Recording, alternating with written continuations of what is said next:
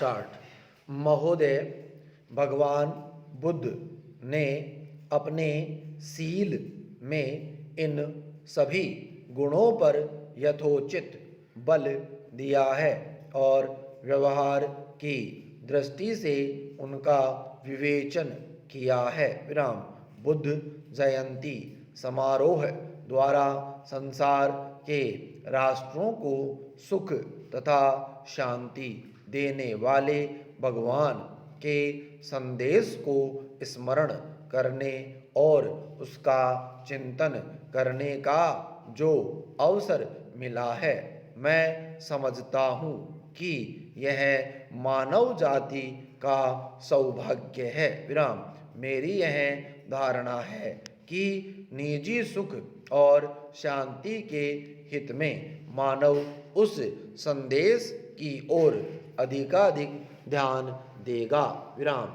यह प्रसन्नता की बात है कि कई एक राष्ट्रों ने पंचशील के सिद्धांतों को स्वीकार कर लिया है। विराम। इस सिद्धांत पर आचरण द्वारा पारस्परिक मतभेद निसंदेह कम किया जा सकता है और राष्ट्र बल प्रयोग अथवा युद्ध से मुक्त हो सकते हैं। विराम।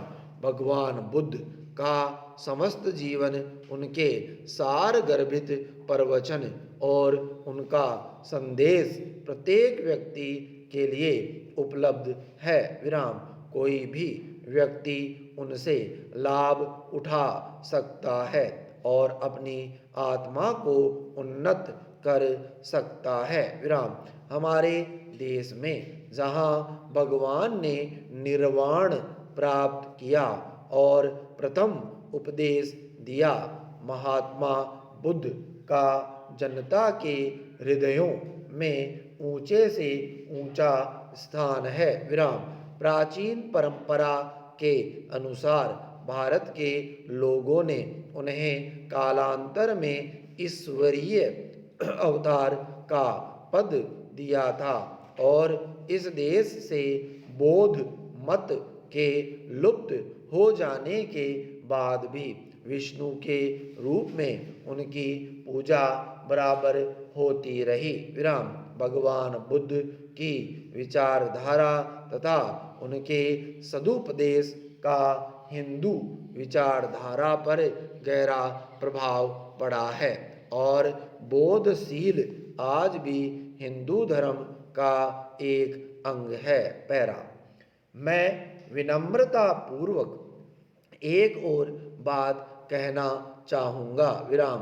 भगवान बुद्ध ने इसी भूमि में निर्वाण प्राप्त किया और यही उन्होंने धर्म प्रचार की व्यवस्था की। विराम। सदियों तक इस देश की अधिकांश जनता बौद्ध मत की अनुयायी रही और यहाँ के प्रतापी नरेशों और धर्मरत भिक्षुओं के अध्यवसाय से बौद्ध मत का अनेक देश देशांतरों में प्रसार हुआ। विराम। किंतु संयोग से अथवा कुछ ऐतिहासिक कारणों से बौद्ध मत प्रायः भारत से लुप्त हो गया। विराम। यह सब होते हुए मैं कह सकता हूँ कि 2000 वर्ष की इस समस्त अवधि में भगवान बुद्ध के प्रति यहाँ के लोगों की आस्था तथा श्रद्धा बराबर रही। विराम। विश्व के इतिहास में शायद और कोई ऐसा उदाहरण नहीं मिलेगा। विराम। मुझे कोई भी दूसरा देश ऐसा दिखाई नहीं देता जहाँ कोई अवतार हुआ हो और समस्त जनता कुछ समय तक उसकी अनुयायी रहकर किसी अन्य मत को अपना चुकी हो, परंतु फिर भी उस देश में उस अवतार का वही आदर और उसके प्रति वही आस्था की भावना बनी रही हो जैसी भारत में भगवान बुद्ध के प्रति हजारों वर्षों से रही है। विराम। हो सकता है कि यह सहिष्णुता और यह उदारता इस देश को स्वयं भगवान बुद्ध की ही देन हो। विराम।